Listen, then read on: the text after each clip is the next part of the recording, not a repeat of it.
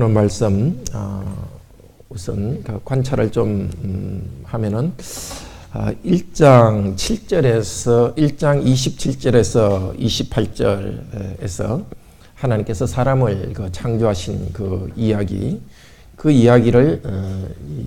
2장 3장에서 좀 더 자세히 설명합니다. 사람을 창조하신 그 이야기를 이제 2장 4절에서 천지의 대략이 이러하니라 하면서 하늘과 땅이 창조된 이후 사람을 창조한 것에 초점을 맞추어서 더 자세히 설명을 합니다. 2장 4절에서 3장 24절은 네 장면으로 이루어지고 있는데 그 네 장면 중 첫 장면이 지난주에 봤던 1절에서 4절에서 17절까지의 말씀입니다. 에덴에서 사람을 창조했던 그 이야기입니다. 그 다음에 오늘 그 18절부터 끝까지는 에덴에서의 삶에 대해서 설명을 하고 있습니다. 하나님이 사람을 창조하시되 하는 그 내용 1장 그 27절에서 하나님이 자기 형상대로 사람을 창조하시고 그 사람을 창조하신 그 내용을 4절에서 17절까지 자세히 설명합니다. 그런데 그 1장 27절의 두 번째 부분에 남자와 여자를 창조하시고 되어 있죠. 그 남자와 여자를 창조하시고 하는 부분을 오늘 본문 18절에서 25절까지에서 좀 더 자세히 말합니다. 그 사명수행의 주체의 맥락은 하나님께서 사람에게 주신 땅을 다스리고 정복하라 또 생존과 번성하라 하는 일의 주체는 그 남녀로서 또 부부 혹은 가정 공동체로서 이 일을 하라는 것입니다. 아담은 그 하나님께서 하셨던 그 일을 이제 계속하고 있습니다. 하나님께서 창조하신 일을 아담이 계속하는 모습을 보여줍니다. 우선 아담이 하는 일은 이름을 주는 일을 하고 있습니다. 동물에게 이름을 주고 있는데 하나님께서 세상을 창조하시고 나서 창조하신 것에 대해서 이름을 주셨습니다. 1장 5절에서도 어두움을 밤이라 빛을 낮이라 하시고 어두움을 밤이라 하셨고 또 1장 10절에서도 모인 물을 바다라 칭하시니 하나님께서 창조하신 것에 대해서 이름을 지어주고 있습니다. 이제 사람도 2장 19절에서 여호와 하나님께서 각종 짐승을 아담에게 데려오면서 그 짐승에게 어떻게 이름을 짓나 보시라고 이름을 짓는 일 하나님이 하신 일을 계속하고 있습니다. 그러니까 하나님께서 하신 일을 에덴 동산에서 계속 일하고 있습니다. 그런데 이름을 지어주는 일이 가벼운 일 같지만은 가벼운 일이 아닙니다. 상당히 큰 아주 힘든 정신력이 필요했습니다. 처음에 사자라고 이름을 지었다가 다시 사자를 갖다 양으로 이름을 짓는다든지 그렇게 하면은 아담이 이름을 부를 때 처음에는 사자야 이렇게 했다가 사자를 보고 양아 이렇게 혼돈될 수 없는 겁니다. 그러니까 이름을 짓는다는 것은 그 이름 그것을 정확히 기억해야 되는 아주 기억력이 있어야 됩니다. 그리고 어떤 동물의 특징들을 알아야 되기 때문에 상당히 그것은 지적 능력이 있어야 되는 겁니다. 맞으면 지금 아담이 이름을 짓는 것에서 아주 원초적인 학문이랄까요? 그 활동을 지금 시작하고 있습니다. 일종의 과학이 시작됐다고 할 수 있습니다. 그리고 이제 또 땅을 일구는 일도 또 해야 되겠죠. 아담이 이렇게 이름을 짓는 것을 통해서 볼 때 우리는 우리가 학문 활동을 하거나 책을 읽거나 우리들이 하는 활동도 참으로 소중하다는 것을 알 수 있습니다. 우리가 하는 일들이 크건 작건 간에 그것은 하나님께서 원래 세상을 만드시고 하나님께서 이름을 짓던 일, 그것을 우리는 계속하는 것입니다. 지적 활동으로서 어떤 계획을 하고 또 일을 움직이는 것, 그것은 하나님의 일에 참여하는 것입니다. 그래서 우리는 우리 하는 일이 크건 작건 간에 자부심을 가져야 됩니다. 일의 결과로서 뭔가 유용하게 만들어내는 것도 있지만 일을 한다는 그 자체가 하나님의 그 형상으로서 하는 것입니다. 그 때문에 우리는 어떤 일을 하든지 그 일에 대해서 내가 보상이 크건 적건 간에 일단 하는 일에 대해서는 힘을 다해서 열심히 최선을 다해야 합니다. 공부할 때도 영혼을 쏟아서 일을 해야 됩니다. 공부해야 됩니다. 직장에서 일할 때도 주님께 하듯이 온 영혼을 쏟아서 해야 됩니다. 에베소서 6장 7절 8절 보겠습니다.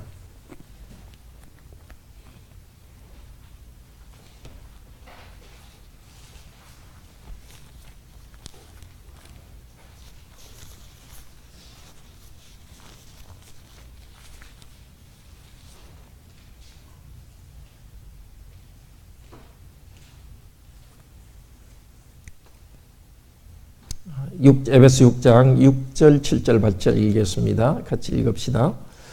눈가리만 하여 사람을 기쁘게 하는 자처럼 하지 말고 그리스도의 종들처럼 마음으로 하나님의 뜻을 행하여 단 마음으로 섬기기를 주께 하듯 하고 사람에게 하듯 하지 말라.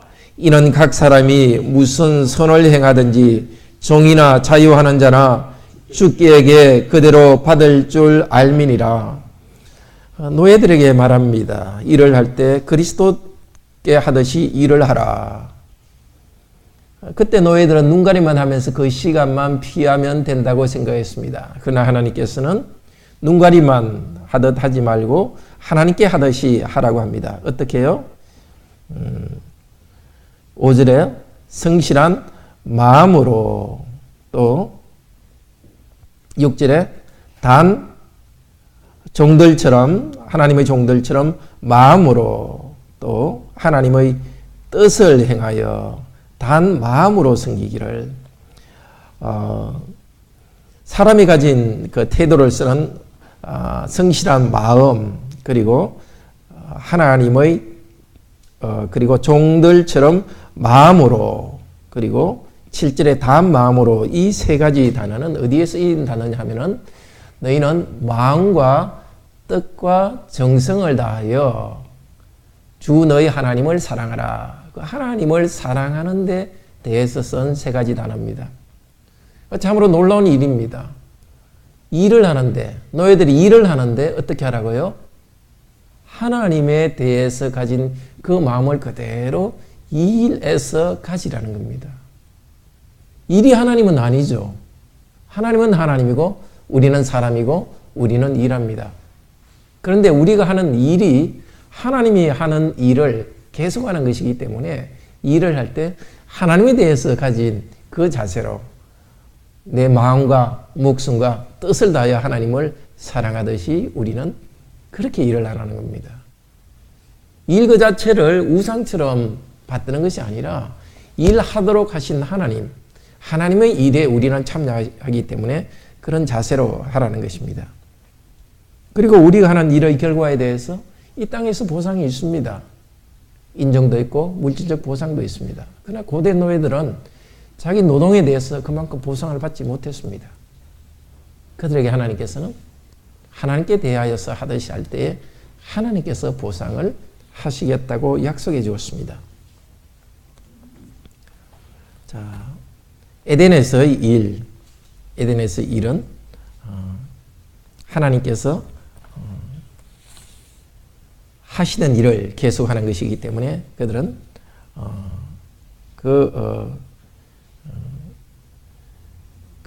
하나님 그 일에 대한 결과도 하나님께서 보상해 주십니다.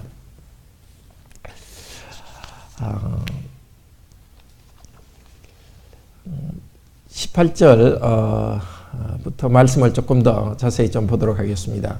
그 여호와 하나님이 이제 그 두 번째로 하나님께서 사람을 남자와 여자를 짓고 또 그 남녀를 통하여서 가정 공동체를 만드는 그 말씀인데요. 여호와 하나님께서 말씀하시는데 사람이 혼자 있는 것이 좋지 못하다. 그래서 그를 위해서 사람을 배필을 만들리라고 이야기를 하는데, 원래 앞쪽에서 하나님께서 세상을 창조하실 때마다 계속해서 하나님이 보시기에 좋았더라, 좋았더라, 좋았더라 말씀이 계속되었습니다. 그런데 그것으로만 남자만 만들고 끝났으면 좋지 않았습니다.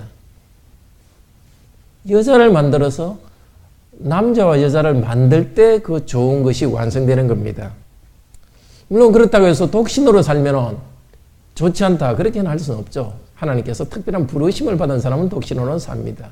그렇지만 하나님의 전체 계획 가운데서는 남자와 여자를 창조하실 때에 좋은 것이 완성이 됩니다.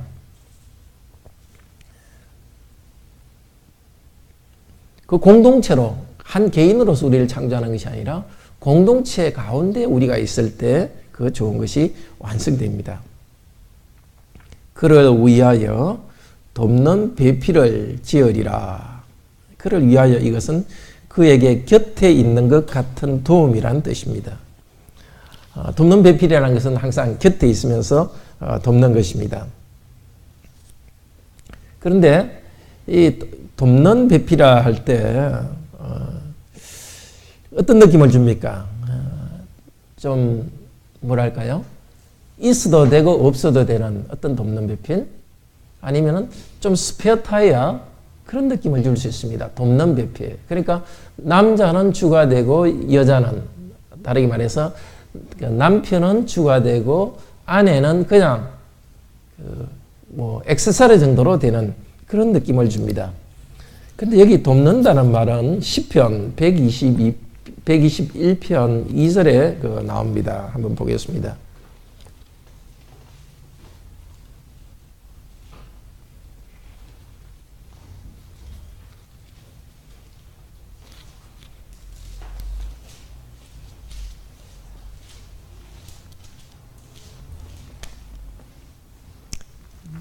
시편 121편 1절 2절, 내가 같이 읽겠습니다. 내가 산을 향하여 눈을 들리라.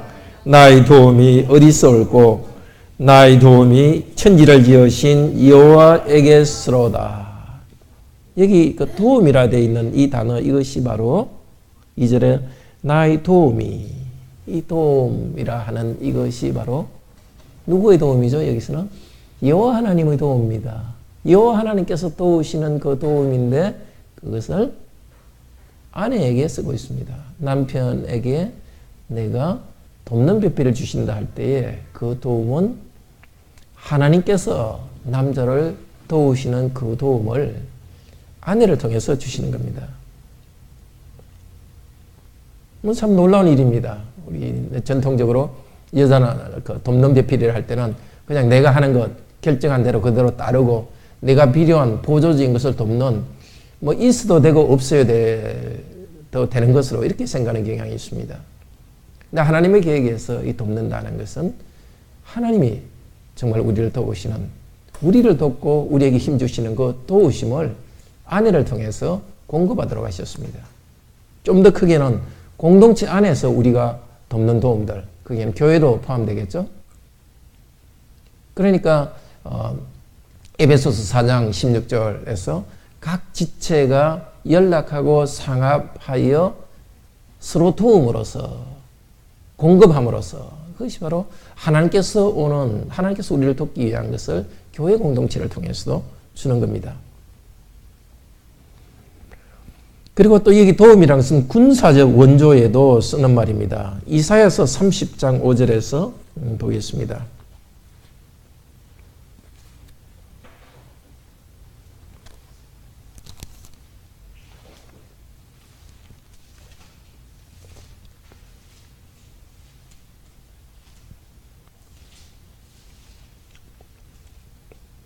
자, 하나님의 백성들이 하나님을 의지하지 않고 이집트의 도움을 구하러 가는 것에 대해서 이런 표현을 씁니다. 이사야 30장 5절 같이 읽읍시다. 그들이 다 자기를 유익하게 못하는 민족을 인하여 수치를 당하리니 그 민족이 돕지도 못하며 유익하게도 못하고 수치가 되게 하며 수욕이 되게 할 뿐임이라. 예. 여기서 그 민족이 돕지도 못하며 하는 것은 이스라엘 백성들의 군사적 어려움이 있을 때 그들을 돕는 원조군을 말하는 것입니다. 이렇게 군사적 도움은 에스겔서 12장 14절에서도 군사적 도움이라는 뜻으로 사용되고 호세아서 13장 9절에도 그런 뜻으로 사용됩니다. 그러니까 혼인을 생각할 때 남성들이 그리스도인 남성들이 아내는 돕는 배필이니까 이렇게 가볍게 생각할 문제가 아닙니다. 내가 정말 이 생에 살아가는데 필요한 도움을 아내로부터 공급받는다. 바꾸고 말하면 아내를 결혼을 잘못해서 같이 살면 어떻게 되는 거죠? 하나님으로부터 받아야 될 도움을 제대로 못 받는 거예요. 엉뚱한 도움을 받고 망치게 되는 겁니다. 그리고 아내에 대해서 그냥 나를 그냥 보호자는 존재다. 전통적으로 좀 가부장적 사회에서는 그랬고 그리스도인들도 이런 돕는 배필이라는 말을 잘못 사용해가지고 잘못 이해하고 그냥 아내는 그냥 내 시키는 일을 하고 상당히 좀 때로는 나보다 좀 저급한 사람으로 그렇게 생각하는 경향이 있었습니다. 결코 그렇지 않습니다. 그 아내는 너무나 소중하기도 하고 또 다른 면에서는 귀하기도 합니다. 내가 훨씬 더 사회 경험도 많고 내가 훨씬 많이 배웠으니까 내 생각대로 하면 된다. 그건 정말 큰 코 다치는 겁니다. 하나님께서는 혼인을 통해 가지고 정말 가정이 하나의 공동체로서 사명을 이룰 수 있도록 하기 위하여서 그게 필요한 아내를 통해서만 공급받는 것이 있는 것입니다. 자, 그렇게 이제 소중한 존재로 하나님께서 계획을 하시고 남자와 여자를 남편을 위해서 남자를 위해서 짓기로 생각했습니다. 자, 19절에서는 하나님께서 아담이 그 동물들을 어떻게 이름을 짓는가 보시기로 했습니다. 그 동물들을 아담에게 오게 했고 그 사람이 그에게 이름을 부르는 것은 곧 그 이름이다. 각 생물을 일컫는 바가 이것의 원래 뜻은 생명의 혼이라는 것입니다. 그러니까 그 생명의 혼이 있는 그러니까 생명체에 대해서 이름을 지어 부릅니다. 그런데 이제 아담이 각 동물들의 이름을 지어 주었지만은 동물들은 어땠습니까? 동물들은 이게 하나님께서 앙크수쿠스로 이미 지은 상태죠. 근데 아담이 그 동물들에게서는 자기의 배필을 발견하지 못했습니다. 말하자면 공한 것입니다. 또 배필의 문자적 뜻은 뭐라고 그랬습니까? 문자적 뜻은 그의 곁에 있는 것 같은 도움이라는 뜻입니다. 곁에 있다. 아무리 동물들과 친근해지더라도 자기가 받아야 될 그것을 발견하지 못했습니다. 요즘은 애완동물 좋아하고 심지어 결혼도 하지 않으면서 그냥 동물들 키우면서 그런 것 사실은 부부 생활에서 느껴야 될 친근함을 오히려 동물에서 대체하는 그런 경향이 있는데 결코 그럴 수 없는 것입니다. 일종의 아담에게 하나님께서 이렇게 자기에게 돕는 배필이 없다는 것을 통해서 아담에게 아내의 소중함을 하나님께서는 먼저 지금 일깨우시고 있는 것 같습니다. 그리고 하나님께서는 아담을 깊이 잠들게 한 다음에 갈빗대 하나를 꺼내서 살로 아담의 갈빗배에 살로 대신 채우시고 그 뼈를 가지고서 여성을 만듭니다. 그리고 아담이 하나님께서 사람으로 취하신 그 갈비뼈 그것으로 만든 그 여자를 만드셨다 이렇게 하고 있는데요.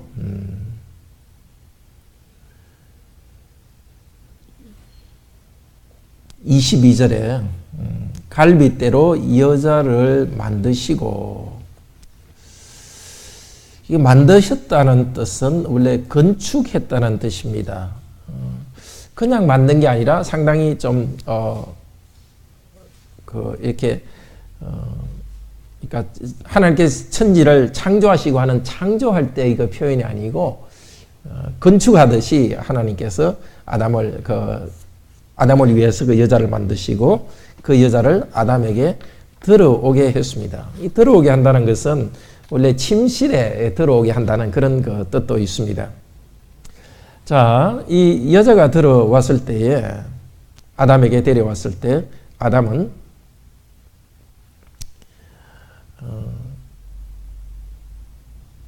23절에 이는 내 뼈 중에 뼈요 살 중의 살이라 이것을 남자에게서 취하신즉 여자라 칭하리라 하니라. 이거는 그 원문의 하나의 시입니다.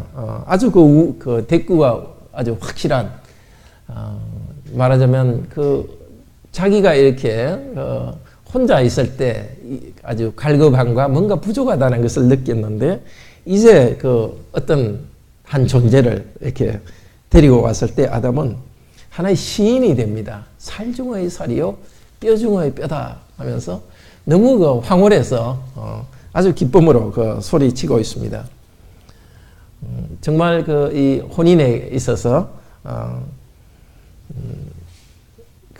아름다운 그 아내를 만날 때에 남자들은 시인이 되고 아주 즐거움으로 그것을 받습니다.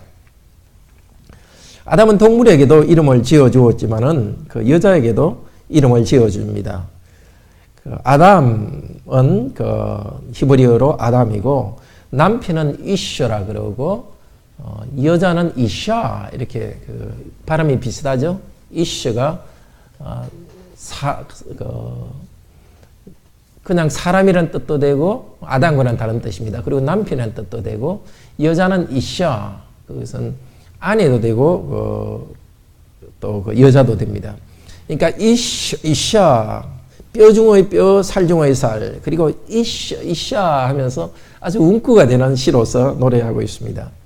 그리고 동물의 이름을 지었듯이 아담이 또 여자의 이름을 지으면서 이름을 짓는다는 것은 하나의 그 다스림이고 지도적 위치에 있는 것이거든요.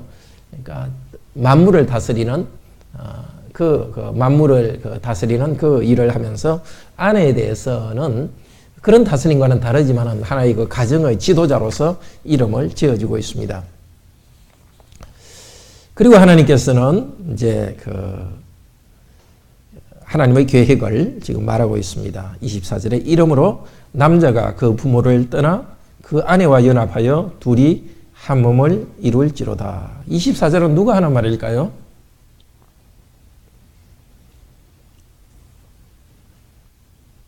누구의 말일까요?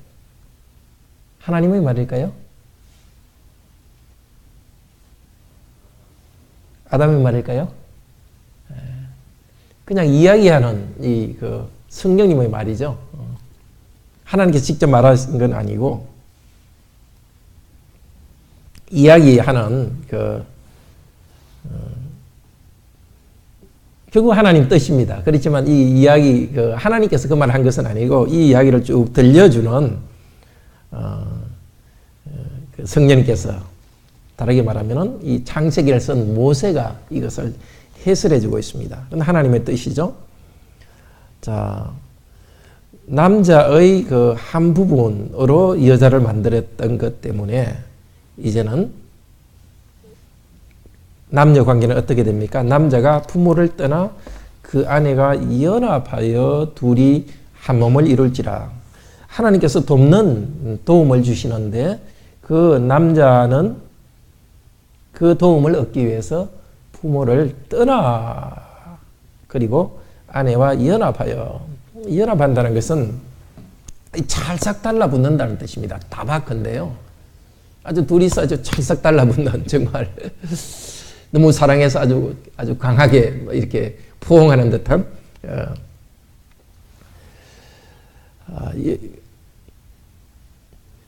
아내와 이렇게 붙는 이것인데 이것은 민수기 36장 7절 9절에서는 기업에 대해서도 딱 붙는다고 이렇게 말을 씁니다. 그리고 이 붙는 것은 신명기 10장 20절 한번 보겠습니다.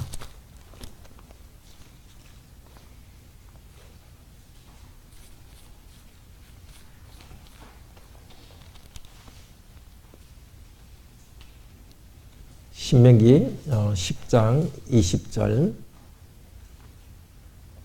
같이 읽읍시다. 내 하나님 여호와를 경외하여 그를 섬기며 그에게 친근히 하고 그 이름으로 맹세하라. 여기 친근히 하고 이것이 다박입니다. 찰싹 달라붙는 겁니다. 맞으면 하나님 여호와를 경외하고 그에게 친근히 하고 이것은 무슨 뜻이겠습니까? 다른 말로 하면 사랑하고 그 뜻이죠. 여호와 하나님을 사랑하고 이렇게 말할 수 있지만 다바크 찰싹 붙어라 하는 겁니다. 이건 신명기 11장 22절에도 같은 표현, 13장 5절에도 같은 표현을 쓰고 있습니다. 그러니까 이미 구약의 그 교훈 가운데서 남편이 아내와 둘이서 아주 찰싹 붙어서 사랑하는 그 사랑과 사람이 하나님을 사랑하는 하나님께 가까이하여 사랑하는 그 사랑을 같은 말로 표현하고 있습니다. 그러니까 사람이 하나님을 사랑하는 것과 부부가 사랑하는 것은 크게 어떤 같은 요소가 있는 것입니다. 하나님을 깊이 붙어서 사랑하는 사람이 부부가 깊이 사랑할 수 있습니다. 하나님과의 깊은 연합이 있기 때문에 그 연합 가운데서 부부가 서로 사랑할 수 있습니다.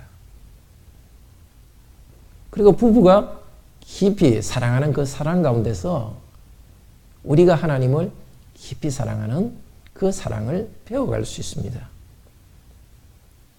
그러니까 신약에서는 이것을 좀 더 자세히 말하죠. 에베소서 5장 보겠습니다. 에베소서 5장 31절 32절.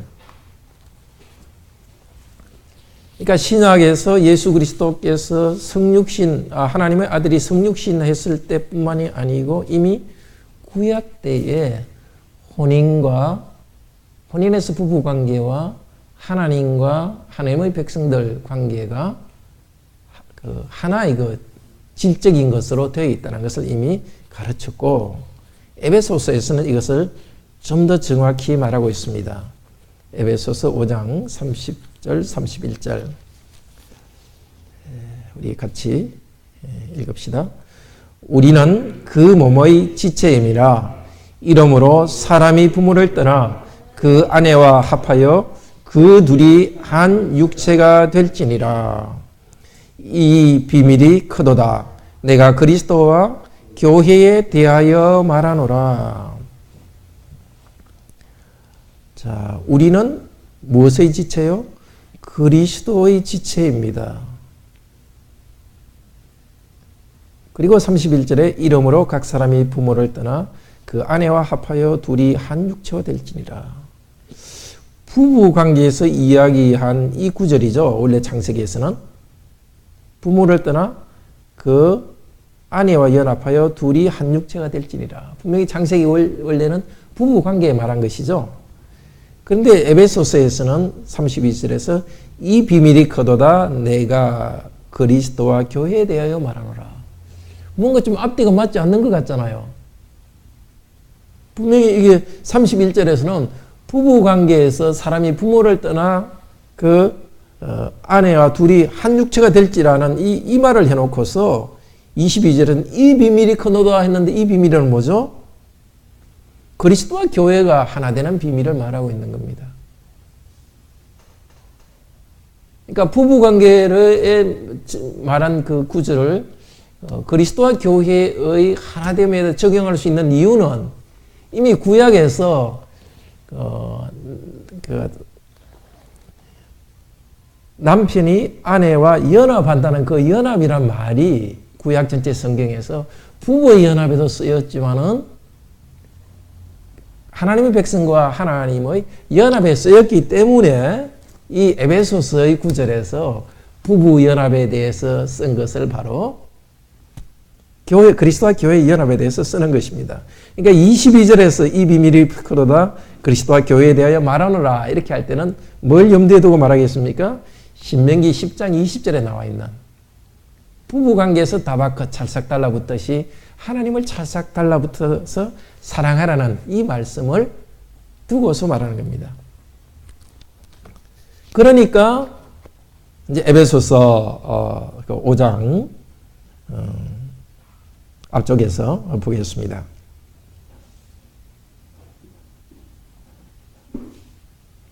23절에 이는 남편이 아내의 머리됨이 그리스도께서 교회의 머리됨과 같음이니라. 그가 친히 몸의 구주시니라. 그러나 교회가 그리스도에게 하듯 아내들도 범사에 그 남편에게 복종할지어다. 남편들아 아내 사랑하기를 그리스도께서 교회를 사랑하시고 위하여 자신을 주신 같이 하라. 그러니까 우리가 그리스도를 사랑하고 복종하는 그 관계, 그리스도께서 우리를 사랑하고 우리는 그리스도께 복종하는 이 관계가 어디에 그대로 적용되는 거죠? 남편이 아내를 사랑하고 아내가 남편에게 복종하는 거기에 적용되는 겁니다. 사람끼리 사랑하는 거지만은 이 사랑이 그리스도인에게서는 사람이 서로 사랑하기 때문에 두 사람이 연결되는 것이 아니라 그보다 먼저 뭐가 있는 거죠? 남편과 아내가 함께 그리스도께 복종하고 그리스도를 사랑을 받는 이 교회로서 연합의 관계가 있는 것입니다. 믿지 않는 사람들은 그냥 서로가 좋아하고 로맨틱하고 상대방으로서 기쁨을 얻고 뭐 경제적 도움도 받고 육체적인 즐거움도 얻고 그것 이상으로는 가기가 힘듭니다. 물론 서로를 사랑하고 위하여 헌신하는 것도 있습니다. 그렇지만 그 기초가 결국은 내가 받는 것 그리고 내가 또 하는 그 힘도 내 안에서 있는 힘으로 부부가 서로 사랑하는 겁니다. 상대방을 얻기 위해서 결혼 생활하고 또 내가 상대방에게 주는 것도 내가 가진 자연적 힘으로만 합니다. 그런데 이미 창세기에부터 하나님께서는 우리가 하나님께 찰싹 달라붙어서 사랑할 때 하나님께서 우리를 사랑하는 그 관계, 그 가운데 있는 사람으로서 부부가 서로 사랑하도록 계획하셨습니다. 그러니까 그리스도인에게서는 내가 상대방을 사랑하는 그 힘이 있지만은 그 힘의 근원은 어디에 있는 거죠? 내가 그리스도와 연합된 데서 오는 그 힘이 있는 것입니다. 내 실력 이상으로, 내 능력 이상으로 능력이 나오는 거죠. 바로 그것이 믿음 아닙니까? 그리스도를 믿을 때 그리스도의 부활의 생명이 우리에게 함께 하시고 그리스도께서 성령님으로 함께 하셔서 실제적으로 그리스도께서 성령으로 우리와 함께 임재하십니다. 그 사랑의 힘으로 서로 사랑할 수 있는 겁니다. 그것이 우리 그리스도인의 가정과 부부 생활에서 가지는 축복입니다. 그리고 단지 나아가 받는 것이 아니라 오히려 주는 사랑으로 나아가는 겁니다. 남편들이 그리스도께서 교회를 위하여 사랑하시고 주셨던 것처럼 사랑하는 그런 사랑이 가능합니다. 왜 그렇죠? 하나님과의 관계 속에서 하나님을 사랑하고 하나님으로부터 은혜받는 그 일이 있기 때문에 나도 상대방에 받는 것이 아니라 줄 수 있는 겁니다. 목표가 받는 것이 아니라 주는 목표로 갈 수 있는 겁니다. 그리스도로부터 받기 때문에.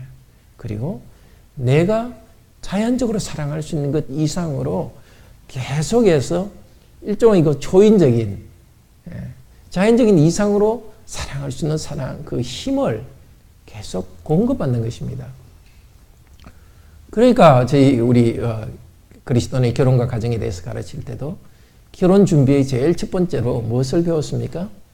내가 하나님의 언약 백성으로서 그리스도와 연합이 분명한가?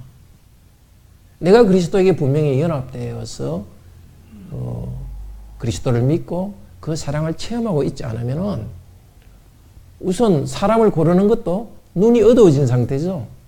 그리스도와 연합된 사람을 찾을 수 있는 능력이 없는 겁니다. 그냥 세속적으로 소위 말하는 잘생긴 외모 아니면 경제적인 것 그런 것만 보게 되고 그러면 어떻게 되죠? 크게 함정에 빠지는 거죠. 본질적인 것이 없이 내가 먼저 그 하나님을 다바크 사랑하고 쫙 붙어 있고 그리스도를 사랑하고 그리스도로부터 은혜를 받는 그 영적인 그 관계 속에 들어가 있어야 데이트를 하고 결혼을 해서 제대로 가정을 이룰 수 있는 것입니다. 마찬가지로 상대방도 그리스도를 알고 그리스도와의 관계 속에서 은혜를 받고 있는 체험이 있어야 됩니다. 그렇지 않고는 데이트나 결혼 때 아무리 나는 당신을 사랑하고 평생 사랑하겠다 아무리 맹세해봤자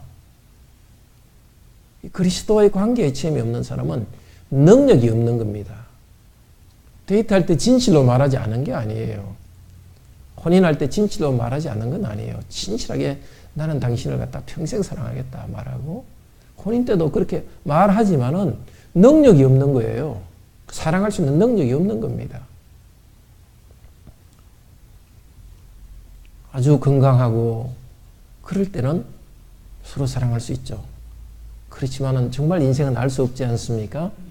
교통사고라도 나서 정말 가정을 부양할 수 있는 힘이 없어질 수도 있습니다. 정말 어떤 경우에는 성적인 능력 자체도 어떤 사고 때문에 없어질 수도 있는 겁니다. 그런데도 계속 한 몸으로 나아갈 수 있는 그것은 사람에게서 오는 것이 아닙니다. 하나님께로부터 오는 은혜 때문입니다. 하나님과 다바크되어 있는 하나님의 그 은혜를 받고 하나님을 순종하는 정말 싫을 때도 순종하고 복종하는 그 체험이 있는 성도들은 부부 생활에서 정말 나눌 수 없는 그런 사랑 가운데 나아가는 것입니다. 사실 아내도 남편에 대해서 돕는 배필의 역할을 하지만은 남편도 아내에 대해서도 돕는 배필의 역할을 하는 것이죠. 공급자의 역할을 하는 것이고 서로의 사랑의 능력 이상으로 쫙 붙어서 하나님께로부터 오는 사랑으로 사랑할 수 있습니다.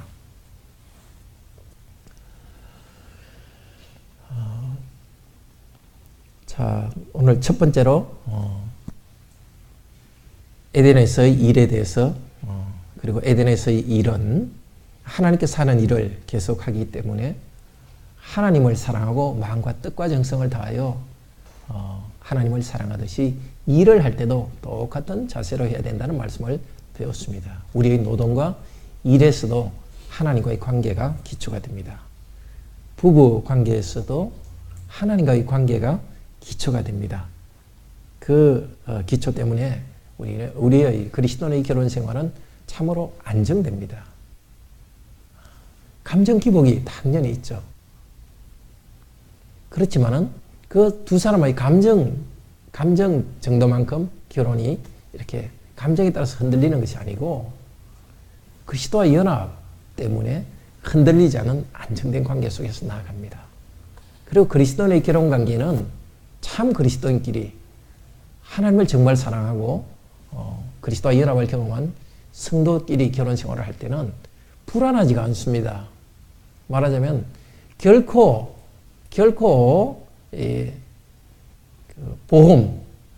보험이 해지되지가 않는 겁니다. 나도 당신에게 당신이 어떤 일이 있더라도 하나님과의 나 관계는 결코 변치 않기 때문에 어떤 일이 있어도 나는 평생 그 사랑 때문에 사랑하겠다는 헌신을 하고 있는 겁니다. 그리고 거꾸로 상대가 정말 진정한 그리스도인일 때는 내가 어떤 일이 생기더라도 내 배우자는 결코 나를 버리지 않는다는 그것 때문에 안정감이 있는 겁니다. 내 배우자도 부족하고 이렇게 감정 기복도 있고 힘든 순간이 있죠. 그렇지만 내 배우자가 진정한 그리스도인이기 때문에 구원받은 그리스도인이기 때문에 결코 그리스도를 부인하지 않을 것이고 그것 때문에 나와의 관계에서도 내가 어떤 어려움이 있고 비참한 일이 있더라도 결코 나를 버리지 않을 것입니다.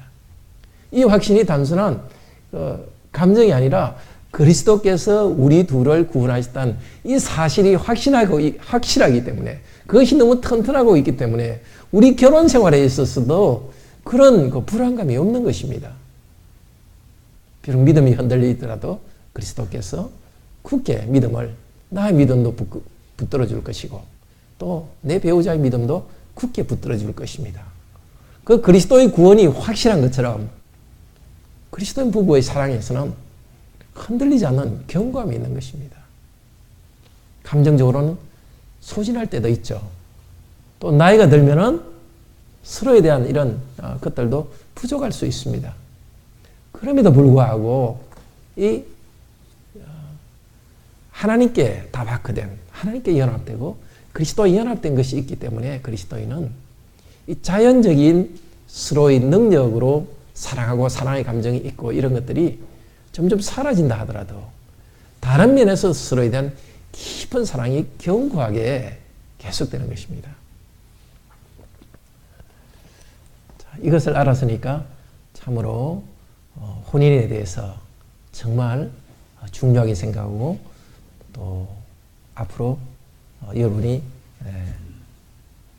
받으실 하나님께로부터 받을 배우자, 또 이미 결혼한 분들은 여러분의 배우자를 참으로 소중하게 생각합시다. 사실 나는 당신과 결혼 안 해도 다른 사람과 결혼할 수 있었는데 이런 식으로 속으로 생각한다든지, 다른 사람과 결혼했으면 더 잘 될 수도 있었는데 이런 생각들은 참으로 이상한 거예요. 하나님께서 돕는 배필로 주셨고 하나님의 도우심을 당신을 통해서 나한테 공급된다, 이런 생각 때문에 정말 어떤 면에서는 하나님을 대하듯이 배우자를 대할 수 있어야 되는 거죠. 바로 그것 때문에 아내들에게 그리스도를 두려워하듯이 남편에게 복종하라는 말을 하는 겁니다. 남편들도 마찬가지입니다. 그리스도의 임재를 아내로부터 경험하는 겁니다. 참으로 서로를 소중하게 생각해야 되겠습니다. 그리고 믿음이 얼마나 기초가 되는가, 이것을 굳게 붙들어야 되겠습니다. 청년기에는 아무래도 눈에 보이는 것, 그것에 먼저 눈이 갑니다. 외모, 경제적 안정. 그러면 여러분 모든 부부들에게 물어보십시오. 믿지 않는 사람에게 물어보십시오. 정말 인생에서 뭐가 중요한지. 믿지 않는 사람에게서도 그런 외적인 것보다 정말 서로에 대한 깊은 헌신이 중요하다는 것을 말할 겁니다. 근데 놀랍게도 하나님께서는 우리의 삶에 있어서, 혼인 생활에 있어서도 우리가 가진 능력만큼만 사랑하도록 하신 것이 아니라 위로부터 부어지는 은혜가 있습니다. 나도 배우자를 사랑할 수 있는 그 능력을 하나님과의 관계 속에서, 그 신비한 그리스도와의 연합의 신비 가운데서 아내를 사랑할 수 있는, 남편을 사랑할 수 있는 힘을 얻고 나도 상대방으로부터 그 도움을 받습니다. 그러니까 참 신앙 있는 사람과 혼인한다는 것은 정말 행복한 결혼 생활을 이루는 길입니다. 또 혼인 생활에 있어서도 서로의 관계가 힘들 때 단순히 서로의 관계 문제가 아닙니다. 그 중심에는 사실은 하나님과의 관계 문제가 있는 겁니다. 내가 그리스도와의 관계가 흐트러지면 이미 그리스도와 연합되어 있는 내 배우자의 관계도 흐트러지는 겁니다. 또 내 배우자의 믿음이 흔들리면 서로의 관계도 힘들어지는 겁니다. 그래서 단순히 관계 문제로만 그걸 봐서는 안 되고 서로의 믿음을 높이고 그리스도께 가까이 감으로써 부부관계를 튼튼히 해야 됩니다. 창세기 말씀을 들었으니 우리가 정말 무슨 삶에 있어든지, 정말 가정생활에서도 또 배우자를 찾는 일에서도 또 일하는 데 있어서도 바로 하나님이 거기에 임재하시고 또 하나님께 하듯이 일을 하도록 하셨고, 가정생활에서도 하나님과의 연합 속에서 하게 했던 이 사실, 하나님의 중심성을 정말 굳게 붙들기를 바랍니다. 그래서 사람의 죄인 되는 목적은 무엇입니까? 하나님을 영화롭게 하고 그분을 영원토록 즐거워하는 것이라고 말하는 것입니다. 하나님을 영화롭게 하고 하나님을 즐거워하는 이 중심이 있을 때 실제 우리의 일에서도 참으로 하나님과의 관계 속에서 일할 수 있는 것이고 우리의 가정생활에서도 하나님을 영화롭게 하고 즐거워하는 것이 우리의 가정생활을 즐겁게 하고 영화롭게 하는 것입니다. 그 복을 우리가 받았으니 참으로 기뻐합시다. 그리고 마지막으로 일보다는 가정이 중요하다는 것을 이 전체 흐름을 통해서도 보여주고 있습니다. 아담이 사람을 창조하는 동물들의 이름을 짓는 일을 하고 있지만 그 흐름은 가정으로 흘러가고 있습니다. 이를 통해서 오히려 가정의 중요성을 깨닫게 만들어주고 있죠. 동물들 이름을 지으면서 아내의 중요성을 깨닫게 됩니다. 창세기 1장 28절에서도 생육하고 번성하라는 말이 먼저 나오고 땅을 다스리고 정복하라는 말이 나옵니다. 우리 개인적으로도 앞으로 살아갈 때 일하지만 일이 경력이 가정보다 중요하지 않습니다. 가정을 세우기 위해서 일하는 것입니다. 그리고 이 인류 공동체도 마찬가지입니다. 우리나라 GNP가 많이 올라가고 공장이 많이 짓는 것이 목적이 아닙니다. 그것은 수단입니다. 목적은 뭐죠? 더 많은 젊은이들이 정말 가정을 이루고 더 많은 가정들이 번성하는 것. 굳이 말하자면 GNP가 높아지는 것보다도 인구가 많아지는 것이 우리나라 경제의 목적입니다. 그러니 가정생활에 더 우선을 두고 또 가정을 중심으로 삶을 이루어가기를 바랍니다. 또 남자들도 일을 할 때에 직장에서 성취보다는 가정에서 삶을 우선을 두는 그런 삶을 사시기를 바랍니다. 우리 같이 찬송합시다. 246장